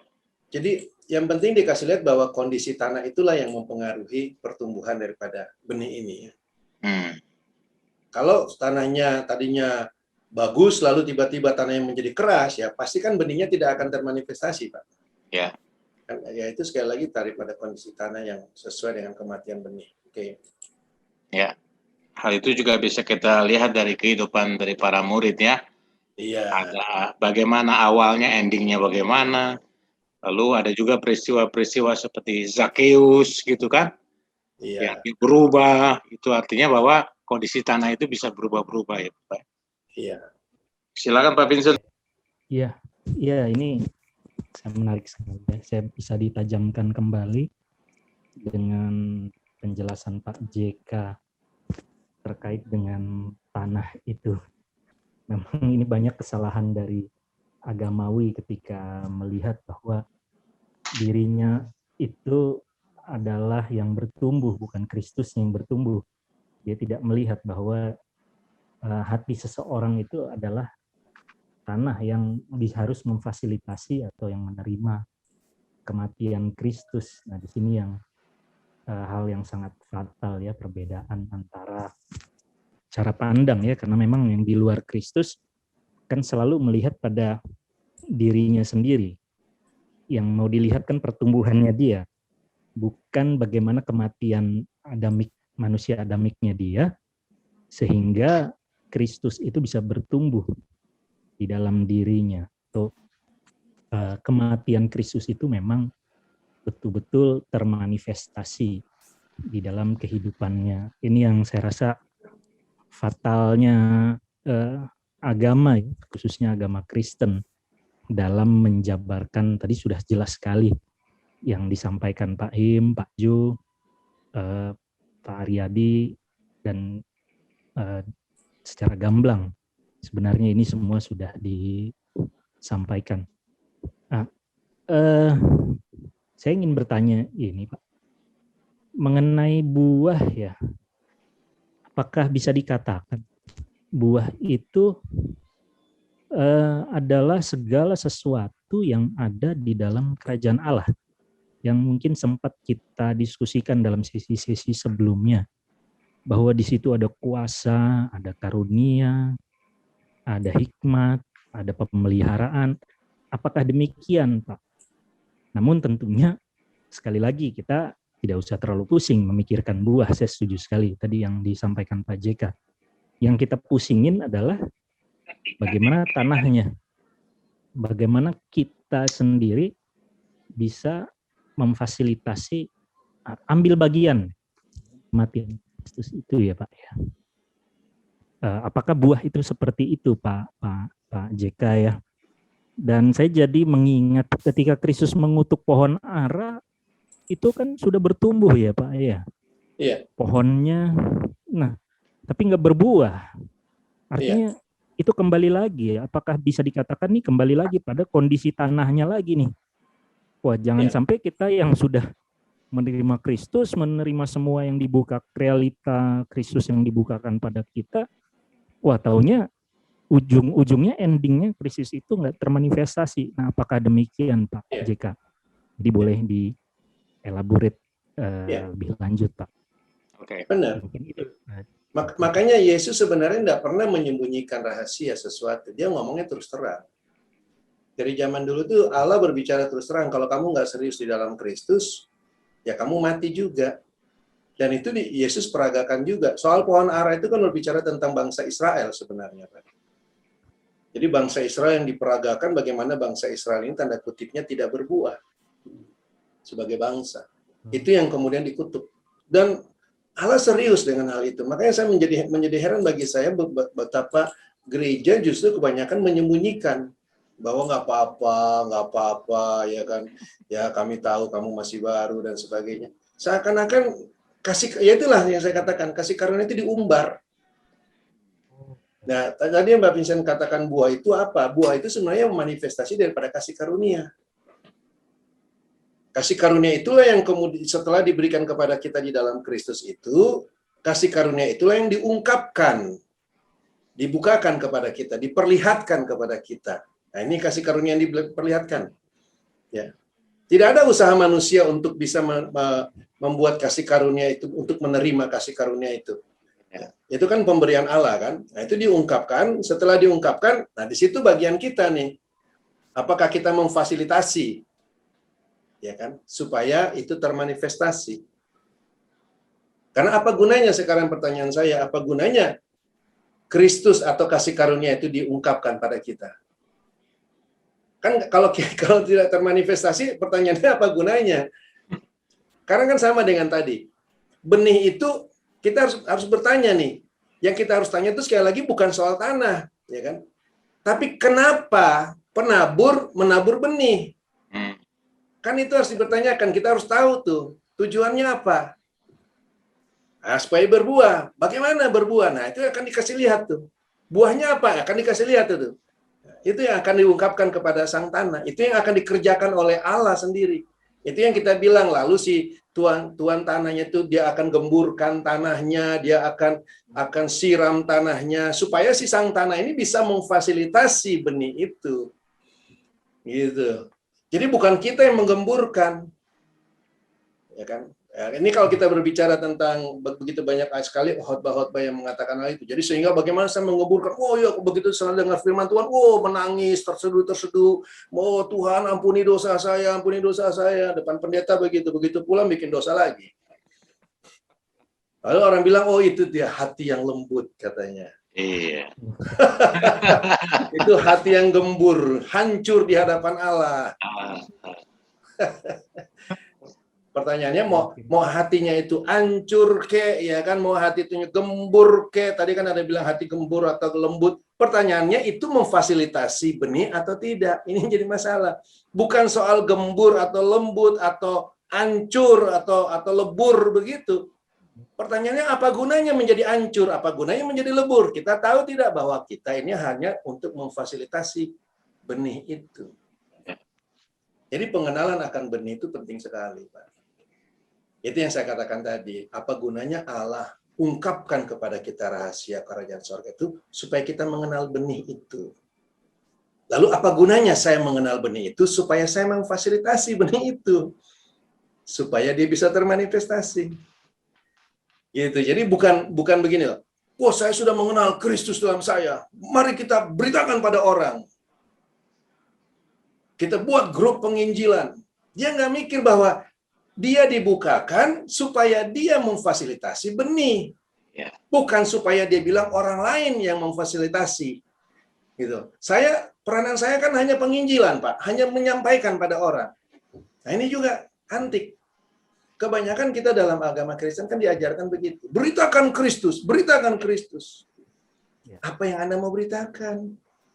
Sementara kita tidak pernah menjadi fasilitator atas benih itu, gitu loh. Kita beritakan teorinya, akhirnya kita beritakan kan, Yesus sudah datang. Teorinya, kapan dia datang? Tahun 70. Dan kita bangga dengan pengetahuan tahun 70 itu. Lalu kita beritakan, kita fasilitasi orang lain dengar Yesus datang tahun 70. Padahal yang mereka beritakan itu kebohongan manusia aja. Teorinya ada, teorinya pintar teorinya menurut saya. Dan sekali lagi, apa gunanya kan teori yang kita miliki? Kalau hati ini tidak memfasilitasi benih itu. Jadi yang terjadi apa? Apa yang kita bisa sebut dengan mereka-mereka itu? Itu tanah yang berbatu. Mereka memperkuat doktrin, batu-batu. Jadi Kristus tidak tidak akan hadir di dalam diri mereka. Tidak akan, tanda kutip, kematian Kristus itu tidak akan menjadi kematian mereka. Karena mereka membangun doktrin di atas hati mereka ini. Akhirnya benih Kristus yang ada itu mati. Karena tidak tertanam. Tadi kan syaratnya ada kan? Benih itu harus tertanam.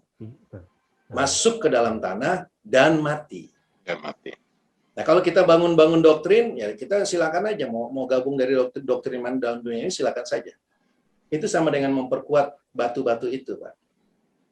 Jadi itu bukan semak duri, tapi itu batu-batu, gitu ya. Ya benar, kita memang harus memfasilitasi. Nah, buahnya bukan berarti kita nggak tahu buahnya, karena kan Kristus kan diungkapkan pada kita. Ya kan, Kristus diungkapkan pada kita. Berdasarkan apa yang diungkapkan itu, kita tahu. Karena itulah tujuannya kenapa kita memfasilitasi. Oke, Pak Vincent, ada lagi. Terima kasih, Pak. Ya, sudah sangat jelas, Pak. Oke. Terima kasih ya, Pak. Ya, Pak Jo. Iya, Pak Odas. Iya. Pak JK, malam Pak JK. Malam, Pak Odas. Jadi manifestasi daripada buah itu seperti yang ada di Galatia 5 ayat 22 Pak ya, buah roh itu ya Pak ya? Iya, pasti. Pasti itu ya Pak. Jadi kalau nggak keluar dari situ Pak ya? Nah, Bapak kan sudah katakan itu bagus buah roh. Jadi bukan buah teologi ya. Iya. Iya. Jadi kan kita sudah tahu bahwa ternyata bukan ajaran-ajaran sekolah teologi ya yang kita harus sampaikan. Iya. Karena jelas di situ dikatakan buah roh. Buah roh, iya. Iya, Pak. Jadi ada istilahnya patokannya juga Pak ya di sini Pak ya, di Galatia 5 ini. Ya, makasih Pak. Oke, Pak. Baik, Pak Odas, terima kasih juga. Saya mau bacakan dulu apa yang di chat Pak Susanto ya. Imamat 19 ayat 19 mengatakan, kamu harus berpegang kepada ketetapanku, janganlah kawinkan dua jenis ternak, dan janganlah taburi ladangmu dengan dua jenis benih, dan janganlah pakai pakaian yang terbuat dari dua jenis bahan. Apakah ayat ini ada hubungannya dengan benih Kristus? Oh iya. Ya, itu kalau kita elaborate ayat-ayat itu berbicara jangan sampai ada percampuran. Itu memang begitu. Di dalam hukum Taurat itu banyak sekali yang begitu modelnya. Ya. Artinya sebenarnya prinsip Kristus itu seperti itu. Kan kita tahu hukum Taurat itu kan Kristus kan. Ya. Nah, itu dikasih lihat tuh. Itu hukumnya dia tuh. Ruang lingkupnya dia seperti itu. Oke. Oke, Pak. Pak Dokter udah siap? Ada yang mau dibagikan, Dok? Sebetulnya udah jelas ya. Oh, Sebetulnya kan itu benih itu kan Kristus. Bapak yang menabur. Kita kepada dunia, kita orang-orang dunia tadinya bisa menerima Kristus, bisa menerima benih itu. Benih itu masih ada di permukaan dulu. Nah, tugas kita yang percaya harus tanahnya harus digemburkan. Jadi tidak beda sih kalau kita hanya di permukaan aja cuma percaya tidak ada pertumbuhan, tidak ada buahnya, ya semuanya nothing, percuma. Nah, ini yang banyak terjadi di orang percaya gitu. Oh, saya sudah percaya Kristus tapi buahnya ternyata perbuatan manusia. Yang banyak itu perbuatan manusia, mematikan daging, hidup kudus, sebagaimana jangan ke gereja jangan suka terlambat. Itu diartikan sebagai buah pertobatan orang percaya. Itu yang terjadi. Jadi benihnya tidak bertumbuh, yang bertumbuh tuh manusianya. Ya kan tadi Pak Yahya juga katakan bahwa ini tidak beda dengan satu talenta. Jadi banyak orang yang hidupnya yang percaya terus cuma satu talentanya nggak bertumbuh, nggak berkembang, nggak berlipat kali ganda menjadi 2 talenta, atau yang 2 jadi 4. Tapi yang jadi 1 tetap 1. Karena apa? Manusia tidak mau menanggalkan manusia lamanya.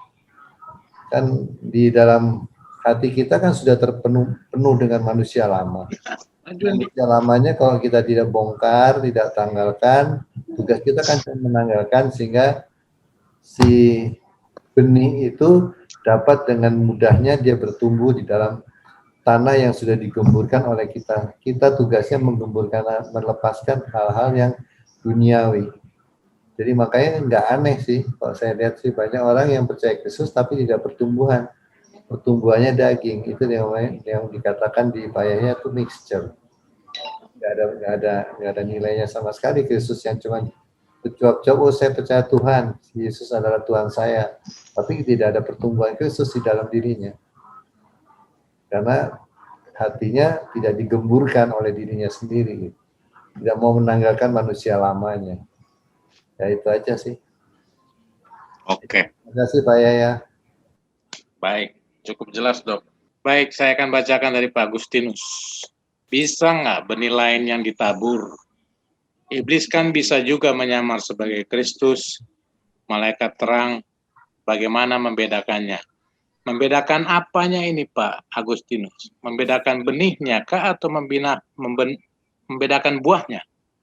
Iya Pak, kan kadang-kadang juga apa istilahnya, kita manusia itu kan kadang-kadang di dalam diri kita kan masih ada tempat tinggal roh-roh jahat itu loh Pak. Nah, kadang-kadang kan juga dia mengaku sebagai Kristus gitu kan. Bisa jadi kan seperti itu. Nah kadang-kadang kan orang kadang-kadang bingung ini dalam kita nih benih Kristus atau benih iblis itu. Oke, berarti benihnya yang Bapak lebih concern ya. Oke Pak JK, bagaimana membedakan benih ini? Kalau benih yang dari musuh itu kan Pak Agus ini sudah kenal dari kecil. Udah tahu itu lalang semua kan. Kita mah udah tahu dulu kalau soal lalang. Bagaimana kita tahu yang kita suka bahas ajaran ini salah? Ya dengan pengenalan Kristus, Pak. Ya, semakin Bapak mengenal banyak Kristus, kita tahu. Bagaimana kita tahu bahwa ajaran bahwa nanti kalau kita sudah mati baru kita masuk surga itu bukan dari Kristus? Ya kita lihat gambarnya kan. Kita lihat gambarnya ternyata Allah bawa kita dulu ke surga, baru ke bumi. Kan itu gambar-gambarannya yang kita sudah bahas kemarin. Dan kita akan banyak kita mengetahui ajaran-ajaran itu yang ada pada kita ya, bukan hanya diajarkan orang lain, tapi sudah ada pada kita sejak dari kita kecil yang ditanamkan oleh musuh itu. Kita akan tahu itu dengan pengenalan, ya itu yang tadi saya katakan. Ketika Kristus diungkapkan, kita mulai mengenal Kristus itu, dan ketika kita manifestasikan, maka orang akan lihat Kristusnya, Pak. Artinya kelihatan yang mana musuhnya, yang mana lalangnya. Hal itu bukan hal yang sulit untuk kita ketahui. Yang kita perlu ketahui itu justru yang benarnya dulu. Kalau kita tahu yang benarnya, yang salahnya kita akan lebih tahu dengan membandingkan dengan yang benar itu, Pak. Oke, Pak. Baiklah, jika tidak ada lagi yang ingin menyampaikan sesuatu atau bertanya, kita masuk saja dalam konklusi ya. Tapi saya mau berikan kesempatan 1-2 pertanyaan mungkin sebelum masuk konklusi. Oke, jadi Pak, bisakah dikatakan demikian ya Pak ya?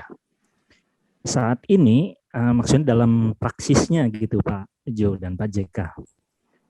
Pada praktisnya dapatkah dikatakan ini saat ini sekarang ini saya atau kita semua kan mendapatkan pemahaman tentang Kristus yang diungkapkan, betul ya Pak ya? Ini stepnya nih.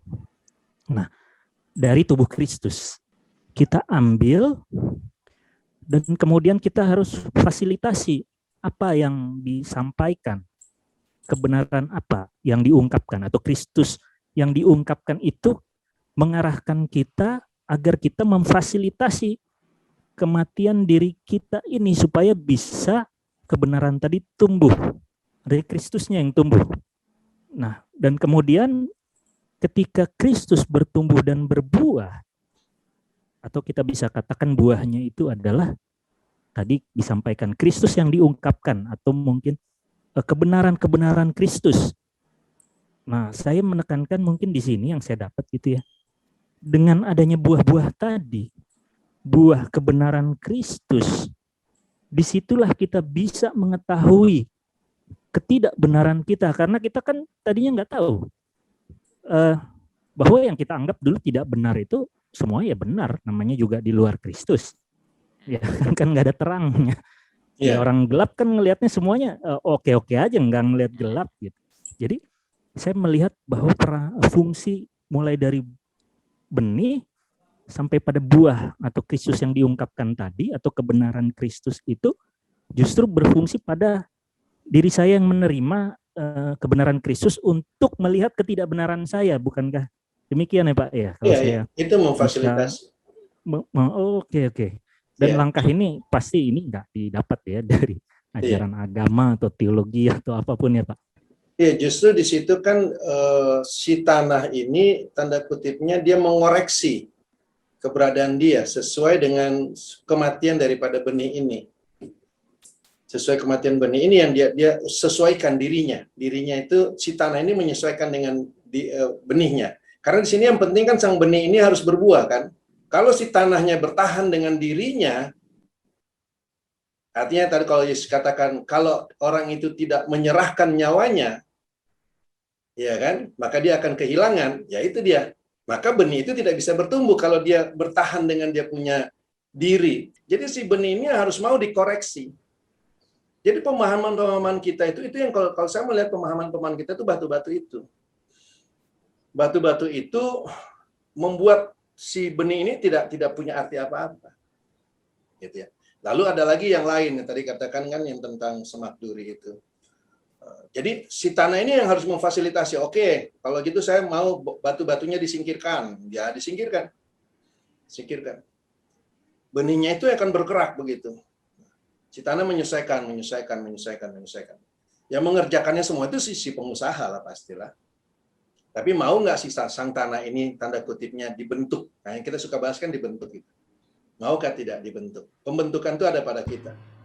Ya, jadi benih itu akan tetap dia semakin dalam dan di dalam itu nanti dia punya kulit luar tuh terlepas, maka dia akan hadir. Itu kehidupan.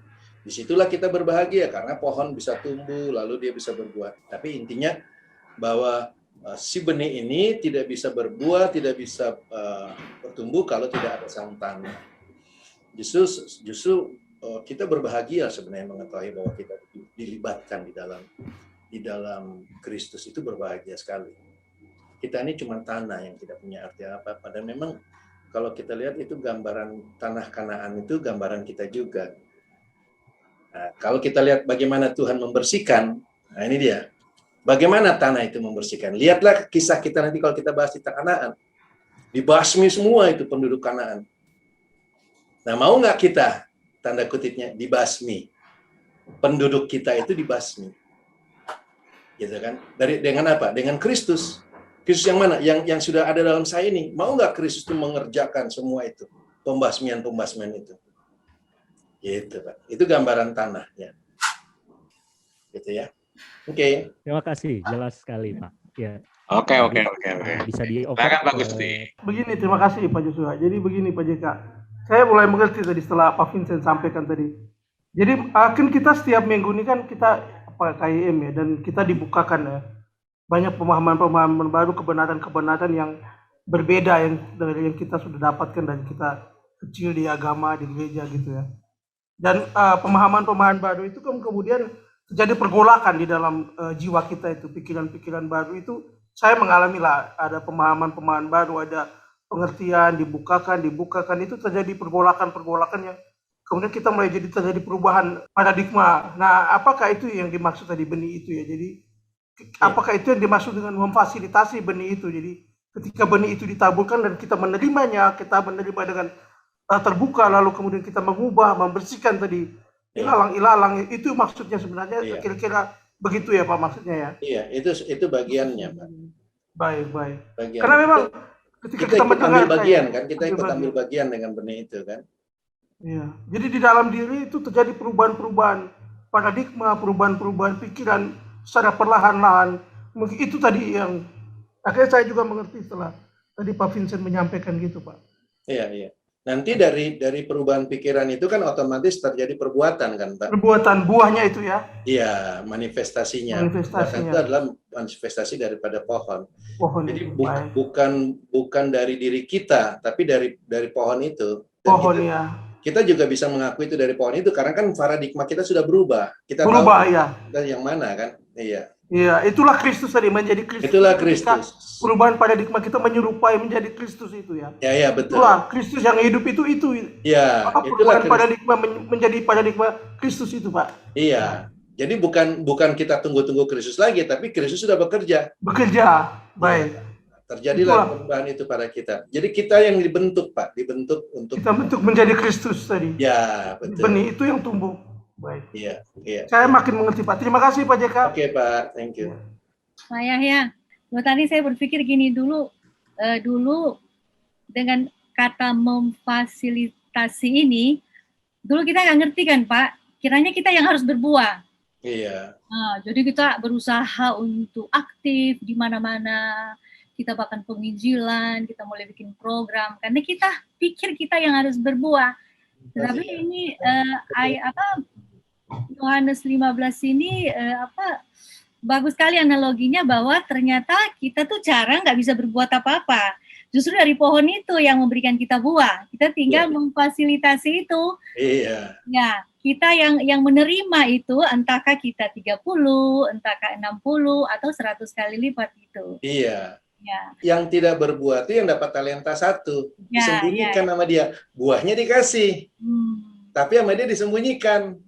Nah, itu dia tidak berbuah. Jadi kita nggak perlu berupaya keras, yang penting kita mematikan diri kita aja. Kemudian buah itu akan berbuah sendirinya lebat. 30, 60 kali 100. Iya. Nah, Pak, itu dengan hubungannya dengan upah, itulah upah kita ya, Pak? Iya. Iya, jadi yang banyak orang bilang nanti dapat mahkota kalau udah mati, kalau Yesus datang dikasih mahkota, bukan seperti itu. Itu dia upah. Kan dia dikasih 5, dia dikasih 2. Kalau kita bicara talenta kan, lalu dia kembangkan. Kan Tuhan nggak ambil. Misalnya yang 5 nih, dia kembangkan jadi 10. Tuhan kan nggak ambil 5-nya kan, dikasih modalnya lagi. Enggak kan, 10-nya itu milik dia semua, itu upahnya. Dia kembangkan lagi jadi 20, ya itu upahnya dia. Itu Kristus yang semua, itu lah, kita semakin menjadi seperti Kristus, itu upahnya sebenarnya. Ya, saya membayangkan yang Paulus tulis bahwa pertama kan berlomba dengan iman itu kan, kemudian dia bilang, saya telah mencapai garis akhir. Nah, dia mencapai garis akhir, dia udah selesai, nah berapa upah yang dia dapat? Seperti itu ya, Pak? Tentu upahnya cuma 1 kan, Pak? Upahnya cuma 1. Nggak ada yang lain. Iya, kita nggak ada apa-apa. Nah, itu yang kita akan bawa itu kalau sudah mencapai garis akhir. Iya, itu nanti Bu Isa masuk ke perumpamaan yang orang kerja pagi hari upahnya 1, kerja sore hari upahnya 1 juga. Iya. Tetap upahnya sama Kristus, cuma 60 apa 100 gitu ya, Pak? Pengertian memfasilitasi itu bagus loh, Pak, sebetulnya. Ya. Saya rasa sih memang iya. Semakin kita merenungkan Kristus, semakin keluar tuh istilah-istilah tuh, Pak. Oke, Pak. Terima kasih, Pak. Kembali. Fasilitasi itu untuk memberikan keuntungan orang lain kan, Pak. Sebetulnya. Itu bagus, Dok. Itu lebih bagus. Jadi dirinya mati. Dan itu, Dok, kalau dokter sudah masuk ke situ bagus. Itu kan perlu istilahnya kasih kan, Dok ya. Love itu kan. Iya. Baru bisa memfasilitasi Kristus. Udahlah, Kristus aja lah, kan begitu kan. Itu bicara hati memang. Iya, itu sama-sama kayak tadi 1 talenta tetap 1 talenta. Kita percaya Kristus, tapi Kristusnya nggak bisa masuk ke dalam kehidupan kita. Iya. Maka itu dia nggak bisa bertumbuh kan. Iya. Tetap 1. Yohanes 15 itu Pak Yahya luar biasa loh. Kenapa kita upaya apapun yang bersihkannya juga Tuhan. Jadi ada pemahaman kita yang agak kacau, tapi kita sungguh-sungguh untuk memberikan diri menjadi fasilitas, Tuhan sendiri akan membersihkan semuanya itu. Tapi kalau kita bandel, mungkin kita menolak, ya dipotong dong, Pak. Iya.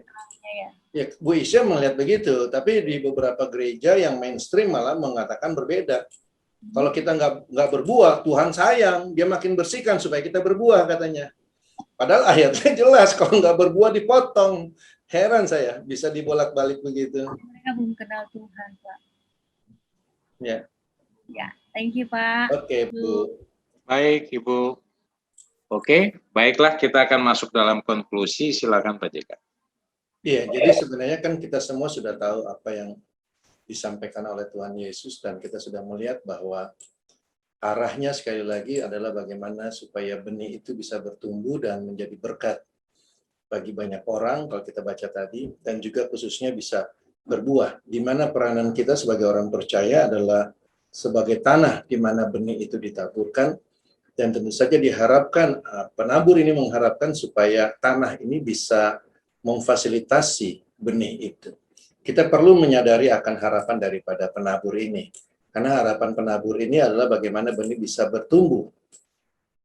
Dan kalau kita menyadari hal itu, tentu saja ini sangat mempengaruhi hati kita semua masing-masing. Apakah kita mau ikut ambil bagian di dalam rancangan Allah yang sudah dia nyatakan, yang sudah dia beritakan, yang sudah dia sampaikan dengan bahkan dalam ribuan tahun hal itu dinyatakan, dan tiba pada masa kita yang sekarang ini tentu saja. Tetapi semua itu sudah dipersiapkan Allah supaya kita sebagai tanah bisa memfasilitasi benih itu, dan sudah disampaikan kepada kita, ya. Jadi kita harus melihat kematian benih itu yang bekerja di dalam diri kita, yang tentu saja adalah kematian kita sendiri sebenarnya, karena kematian Kristus itu adalah kematian terhadap manusia lama, kematian akan daging itu, ya. Kematian di atas kayu salib itu kan kematian terhadap dosa. Jadi ketika kita memfasilitasi benih yang mati itu, kita membuat diri kita juga berada bersama-sama dalam kematian Kristus itu. Itu yang akan membuat benih itu bertumbuh. Dan itu terus dari hari ke hari, sehari ke sehari. Ketika Kristus diungkapkan kepada kita, maka kita pun juga ikut mengambil bagian di situ. Itu akan membuat kita melihat Kristus dan akan membuat kemampuan bagi kita, karena kita punya kapasitas untuk memanifestasikan Kristus. Karena kita sudah tahu bahwa kita kan sudah dilahirkan baru. Jenisnya, karakternya, itu adalah bagian kita. Sekarang tinggal bagaimana buah itu bisa termanifestasikan. Kita adalah ranting pada pohon anggur itu. Kita bukan ranting di dalam pohon mangga, kita ranting di pohon anggur. Jadi jenisnya, karakternya sudah ada pada kita. Ranting cuma tinggal memanifestasikan bagaimana buah itu bisa terlihat, ya. Dan hal itu akan mengembalikan Bapa jikalau kita berbuah banyak, itu perkataan Yesus. Jadi bukan cuma satu buahnya. Dan kita tidak perlu berpikir bagaimana kita bisa, tanda kutipnya, buah itu dinyatakan. Kita hanya mengambil bagian dan memfasilitasi pohon itu untuk berbuah, maka otomatis buah itu dinyatakan, ya, karena pohon itulah yang harus berbuah. Saya rasa itu saja dulu pada malam hari ini, Pak Jo, Bapak Ibu sekalian.